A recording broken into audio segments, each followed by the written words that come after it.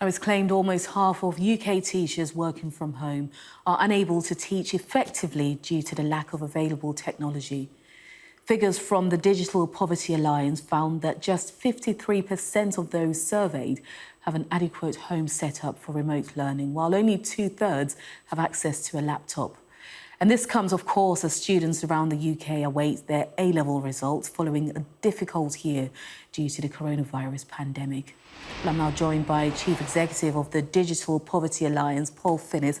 He's joining me now. Thank you very much indeed for your time on Sky News this morning, Paul. This is rather worrying, isn't it? Just over half of teachers surveyed have an adequate home setup for remote learning and only two-thirds have access to a laptop. I know, yes, it is extraordinary. And of course, it is, as you say, a big day for schools today. And we felt that everybody knows just how difficult the year has been for the last year and a half for teaching and learning. And I'd had conversations during the last year. I'm Chief Executive also of the Learning Foundation, which helped to set up the Digital Poverty Alliance with organisations like Dixon's and the Institution of Engineering and Technology.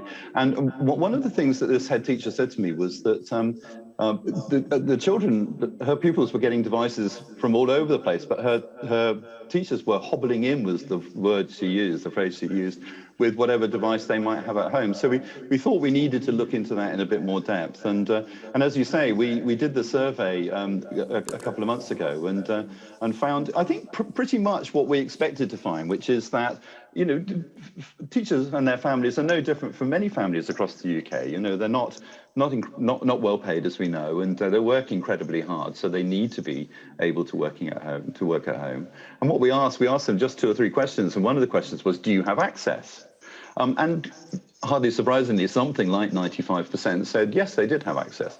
But then if you step in just a little bit further and ask them about the quality of that access, what you find is, just as you say, which something like half, nearly half, either don't have the right device or don't have enough access to data to get on and do the schoolwork that they need to do at home.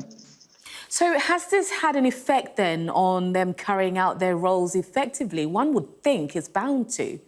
Yes, it must have done, of course. And, you know, because we know that many schools across the UK really struggled with the move to remote learning during the last 12 months. But, of course, it's not just about remote learning. You know, we as an organisation believe very much that technology is now part of lives, particularly of the young lives that of school students. And so we see it as an integral part of the way that teachers teach and children learn nowadays. But and as you say, if a teacher doesn't have access at home, their choice is either then maybe to go into school where they might be able to find a device or borrow a device. But equally, I know that many schools are struggling with being able to provide all the devices they need to their teachers. And teachers, one of the ironies of this is that some teachers are being expected to pay for their own devices so that they can have access at home. But that's another expense on top of everything else. And Paul, I think what's really interesting is that during the pandemic, one of the things we found out was that younger people had very limited access to laptops and adequate computers as well, didn't we? So then if you then add in teachers also struggling, that doesn't bode very well. No, it doesn't. It really doesn't. And, you know, the reality, Vanessa, is that this is the 21st century. And I think that it's time that England particularly, I was struck by a letter that one of my ambassadors received yesterday from the Scottish government, talking about their commitment to provide every school child in Scotland with a device of their own within the term of that current parliament. And I would love to see England follow suit. I think the UK government, we're obviously talking to DFE and others a lot, and I know that their thoughts about that have changed over the last 12 months or so, where initially 1 device per household was felt to be enough. But of course now it's not. If you've got 2 or 3 children, that's not enough. And so it's really important that we commit now to enabling all children and their teachers to get online when and where they need to. And Paul, if any teachers are sat at home watching, are there any schemes out there to help them at all? Well, yes, there are. But of course, the issue is actually the size of the problem. I mean, I was delighted. We talked earlier on this year to Dixon Scarphone, who said, no, because I have to say the Digital Poverty Alliance is not just about finding gaps and finding problems and issues. It's also about doing something about those things. And Dixon stepped in and offered to provide 1,000 devices, 1,000 new devices for school teachers. But that's a huge cost. And it was amazing that they undertook it. So we'd love to challenge other companies and other organizations to help in that space. But ultimately, if we're to do that and do it well over the next few months, even next few years, then that's a cost and a size of a problem which really only government can cover.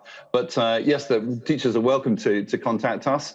I'd say that they need also to talk to their schools about this issue. It may be that their schools are not aware about the size of the problem. Certainly we, at the Learning Foundation, we've done work with schools where the senior leadership teams are amazed by how many children haven't been able to access a device at home. And so perhaps talk to their school, let them know that they have a problem there, and the school, I know, will do what they can. But of course, schools struggle the same as everybody with too much to do and too little money. Absolutely. Paul Finnis from the Digital Poverty Alliance, thank you so much for your Thanks, time this Vanessa. morning. Thanks, pleasure.